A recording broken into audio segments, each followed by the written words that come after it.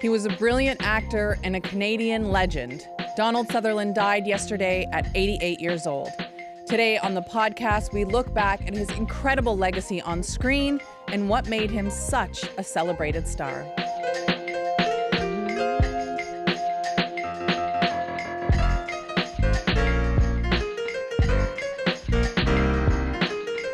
I'm Amil Niazi, sitting in for Elamin Abdelmahmoud.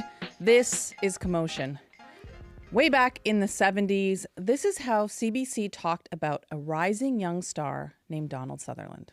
Tonight, meet one of the hottest film stars of the 70s so far, Donald Sutherland from St. John, New Brunswick, the girl-chasing, hell-raising Army surgeon Hawkeye Pierce in the film MASH. Girl-chasing, hell-raising, that is what a great description of a role. And most actors would consider themselves lucky to have just one role like that.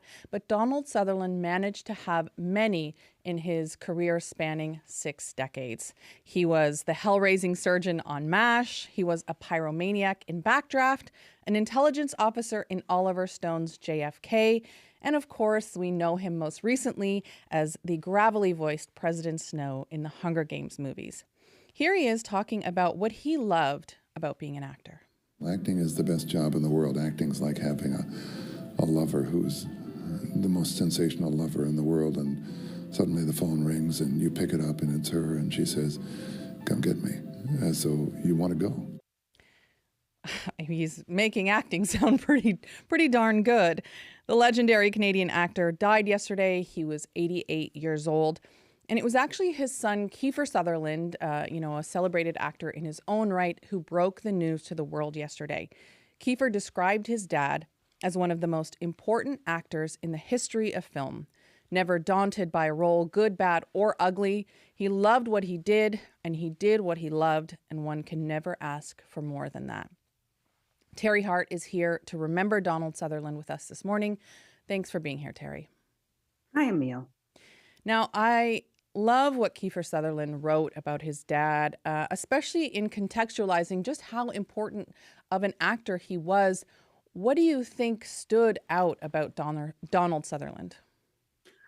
I mean, he really stood the test of time, right? I mean, he, as you said, he spanned 60 years, and he made that transition that very, very few actors make, from being a leading man to being a character actor.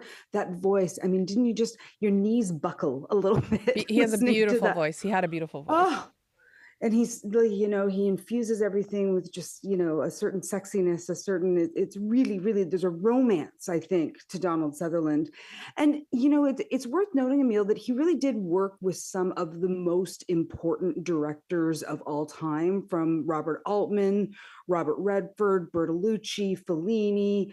And that, when you're associated with directors of that caliber, it shows how well respected you are also as an artist. So I think all those things combined lead us to talk about Donald Sutherland the way we are. Mm-hmm. And one thing I really loved about him as an actor is it was so, cross-genre. Was looking back at some of his movies yesterday. There was horror, there was comedy. He was in Backdraft, he was in Buffy the Vampire Slayer. It's hard to say that about someone who's also, talked about as one of the most important of his generation. But he wasn't afraid of playing complicated, ugly people either. What do you think it says about the sweep of his career that he was unafraid to go after roles that others might shy away from? Yeah, I think that he was really drawn to roles in movies and TV that had something to say. In the 70s, he was celebrated as kind of this counterculture actor with the 1-2-3 punch of MASH, Clute, and the incredible Don't Look Now. Mm-hmm. All of the movies and TV shows, no matter their genre, as you mentioned, they all had a certain politic to them. They all had something to say. And even the most recent Hunger Games franchise. I mean, he was quoted as saying that he hopes the generation that are such fans of Hunger Games allow them to see the world around them, allow this story to look at the politics of the world. And I think that says a lot about all of the roles that he was drawn to. Now, I love the fact that he was from a little town in Nova Scotia called Bridgewater, which, you know, most people will not be familiar with it because it's very small. I happen to be very familiar with it because my husband is from close to there, near Lunenburg. And I was thinking, you know, if you can come from Bridgewater, you can really come from anywhere. And I love that Donald Sutherland, despite becoming a big Hollywood actor, never shied away from talking about his roots, from talking about being Canadian and celebrating being Canadian. Why do you think it mattered so much to him that people knew where he came from? Well, he really was still very deeply connected to Canada. He had a house in the Eastern Townships. His wife was French Canadian. He was on a Canadian stamp, for crying out loud. There's a stamp of Donald Sutherland. He was not awarded the Order of Canada way back in 1978, and he took all these things with a huge sense of pride. He always exhibited that he was so proud of being Canadian, and although he did achieve that global stardom that we talk about, he always really felt like ours. He felt like it was Canadian first. And I think that through all those years maintaining that, you know, that is an incredible thing that he still had that connection. All 5 of his children are in the business. That speaks to his love and his commitment to being an artist and passing that down to his generations. I loved Canadian Jeremy Podeswa, celebrated Canadian director Jeremy Podeswa, wrote a beautiful remembrance of Donald Sutherland. He had worked with him twice, spanning 15 years, once on Bethune and then on Commander-in-Chief. And I love that what he said was, I just want to quote Jeremy properly here, Amil, that he was a great raconteur, exceptionally well read and informed, had strong opinions about almost everything, was incredibly refined in the areas of art, literature, food, wine, etc., was deeply dedicated to his craft, and almost equally to living well and full. And what a beautiful, beautiful thing to say about somebody, not only as an artist, but also as a person. Yes, absolutely. I mean, to have both of those, the love of life, but also the love of your craft is often a rare thing. Teri, before we go, you know, we've talked about how his career has spanned all these decades and he's been in so many different roles. If people want to revisit some of, you know, his classic roles or some of his perhaps more, you know, undiscovered gems, what movie should they go and watch tonight? Oh, it's so hard. There are so many good ones. But I'm gonna pick 3. Okay. I'm gonna say Ordinary People because it's seminal and a game changer. Of course, MASH is so spectacular. That's on Disney Plus right now if people want to watch MASH. And also Invasion of the Body Snatchers, which is a spectacular allegory about so many, many things.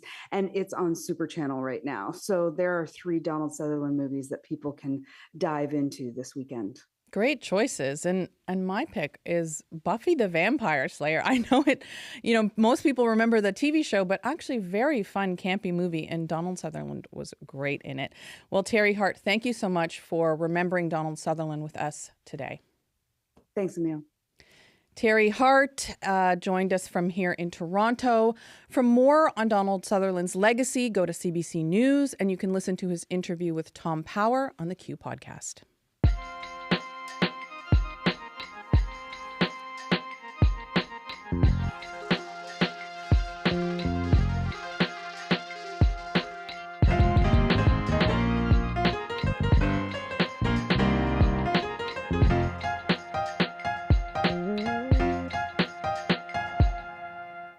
I'm Amil Niazi, sitting in for Elamin Abdelmahmoud.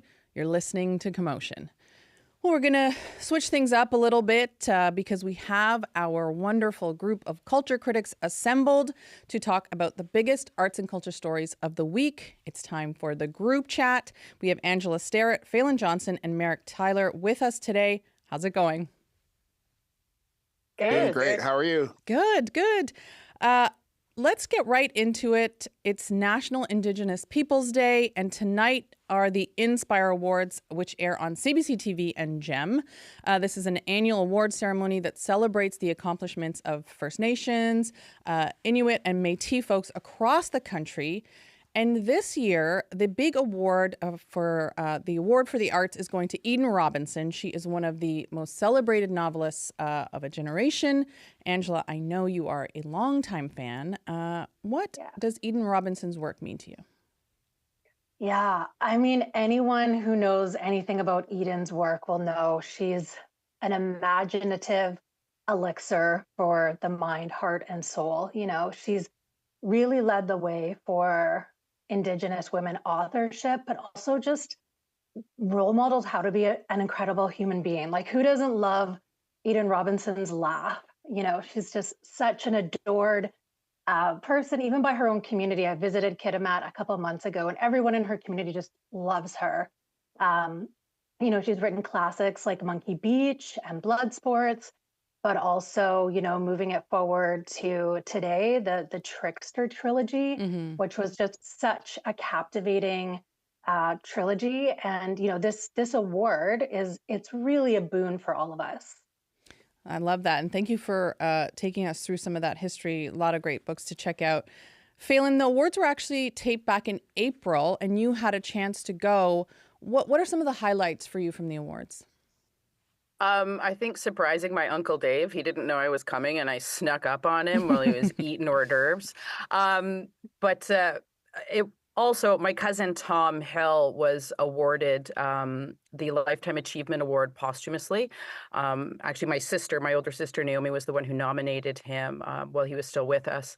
But he was a fantastic visual artist, a curator, a juggernaut in the Indigenous arts scene. And so being there to see his wife, Roberta, accept his award was very touching. And I will not lie, I did shed a tear because he was not only just a phenomenal artist and a champion of other Indigenous artists, he was just an amazing person. He had great taste. He loved the finer things in life, and he had fantastic stories about, you know, meeting the royal family and peeking inside the Queen's purse. And he never told anyone what he saw inside her purse, and it drove us all nuts.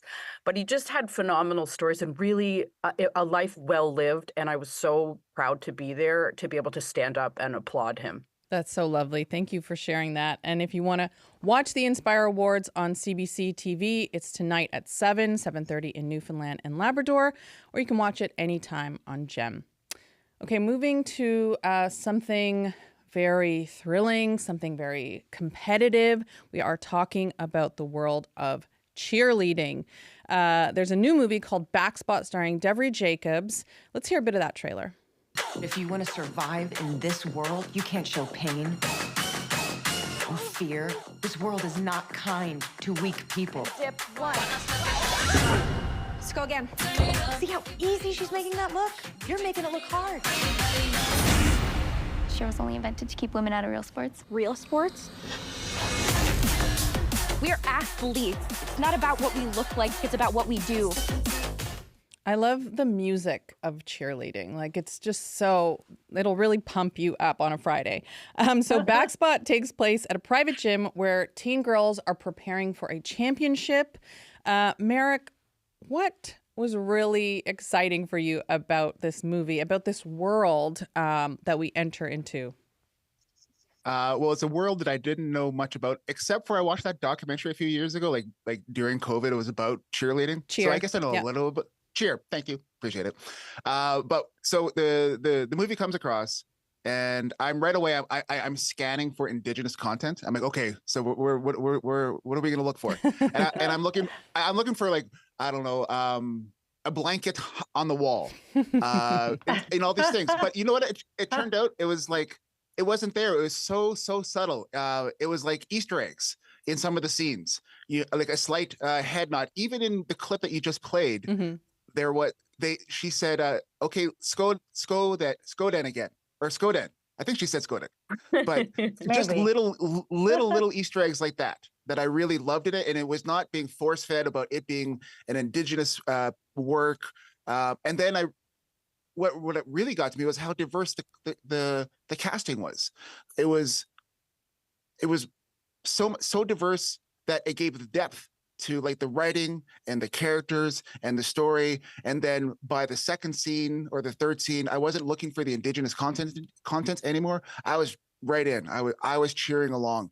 I really loved it. I love that. And I should mention the star, Devery Jacobs, is Mohawk, also on Reservation Dogs. Angela, what did you think of the film? Yeah, I love that, Marek, because I feel like I did see a blanket on the window. I feel like I saw that and I was like, where are we? I mean, I adore Devery Jacobs and I wanted this to be so good and I wanted to appreciate this so much. I think the acting was bar none from Devery. Also her partner, her romantic partner and a cheer partner in the film. I loved the tension, the eyebrow picking. I was like, what? Like, this is so intense. And it felt like it was building up to something. And in the end, I couldn't figure out what the plot was. I even had to go back and watch it a couple times to figure out like what is exact. Marek, you're pointing, so I'm like dying to hear what you're saying. Well, I was thinking about the eyebrow comment I thought was really interesting because right away you notice how thin they are at the beginning. And like the arc of the eyebrow became like the arc of the story.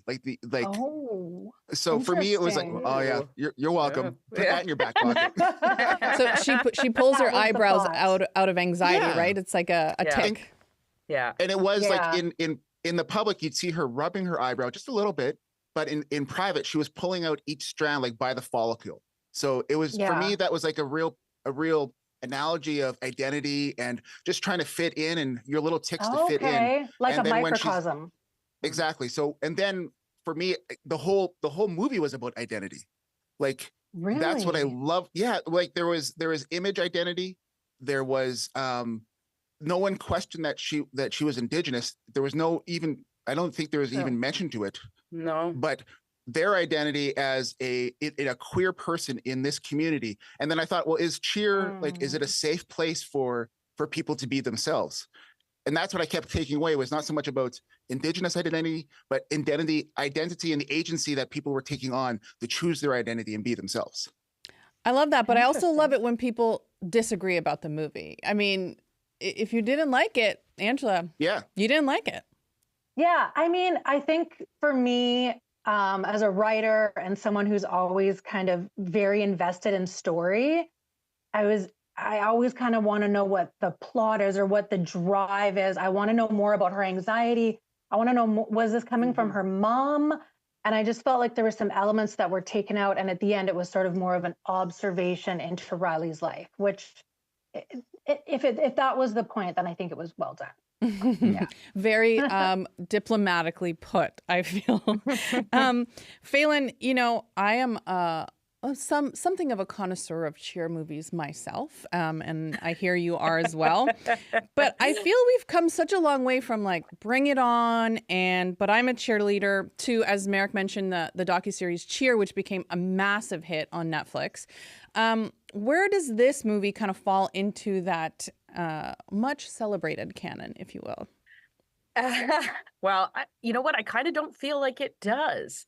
I do love, during the pandemic, there were two weird YouTube rabbit holes I fell into. One was dog dancing. Watch it. It's amazing.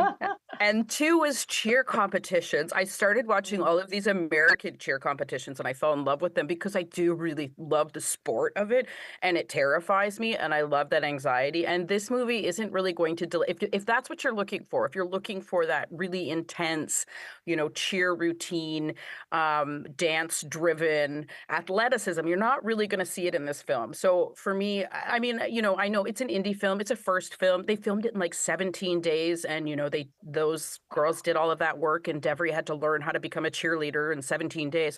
So all of that is really applaudable, definitely.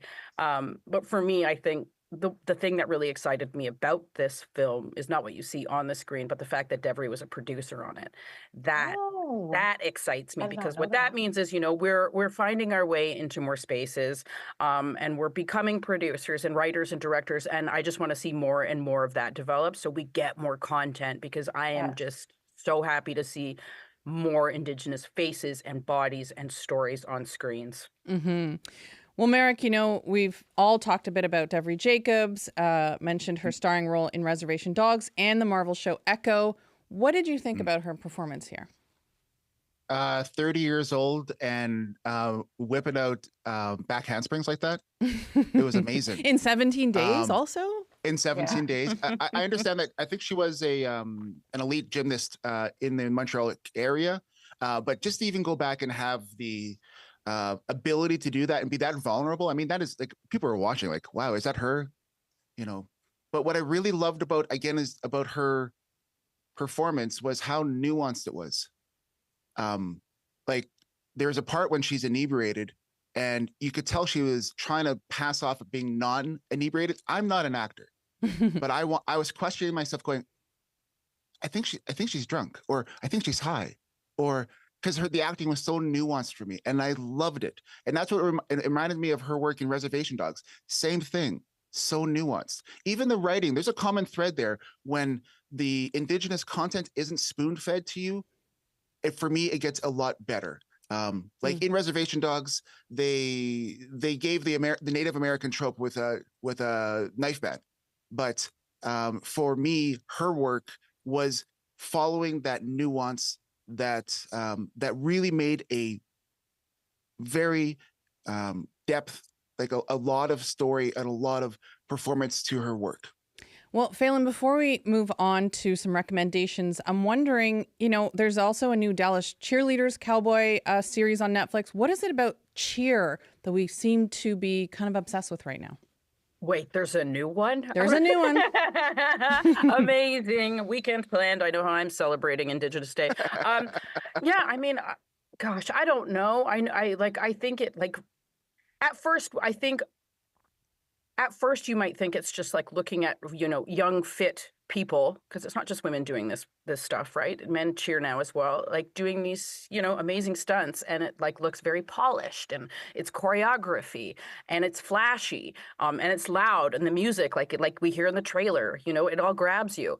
But I think, when you do, and I do think like Backspot, this film really does, when you start watching those things, it draws you in, you start to wonder about these people, right? And just what the work is. And so when you see things in like the Netflix documentary Cheer, where you really peek behind the curtain of how ugly, how intense, how competitive this sport actually is, and you sort of put those two worlds together and you get sort of a full view of what it is.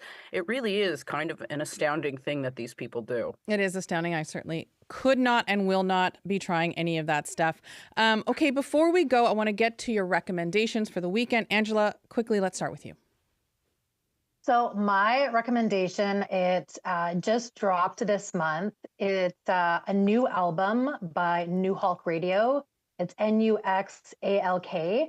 And the album is called Nushimda. And it's all in the New Hulk language and is absolutely incredible. So this Indigenous Peoples Month, Indigenous languages, that's my go-to. Love that. Marek, what about you?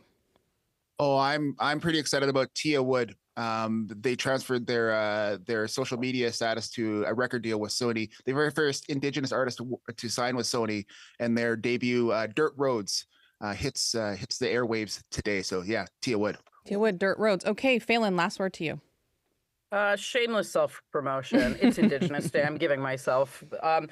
The podcast I host and produce, The Secret Life of Canada, has just put out 2 episodes this month. One on the Royal Proclamation, really pulling apart the history of the Royal Proclamation, but then also a beast of an episode. We brought in a co-host, Kyle Musica, to look at Treaty 6 and sort of examine the history of Treaty 6. And he did a monumental job in researching and putting it together. So shout out to Kyle. Shout out to Kyle. Kyle's the best. I don't know Kyle, but he sounds great. Well, thank you all so much for joining us today and having this great conversation. Thanks for Thank having you. me. Falen Johnson is the co-host of the Secret Life of Canada podcast on CBC. Angela Sterritt is a best-selling author and journalist. And Marek Tyler is a broadcaster and musician. And that's it for the podcast today. Commotion was produced this week by Stuart Berman, Ty Callender, Jean Kim, and Jess Lowe. Our digital producers are Carla Antonio, Amelia Ekbal, Julie Grossman-Gray, and Shell Turingen. Danielle Grogan and Jane Van Couverden were our directors. I am Amil Niazi. Elamine is back on Monday. Thanks for listening.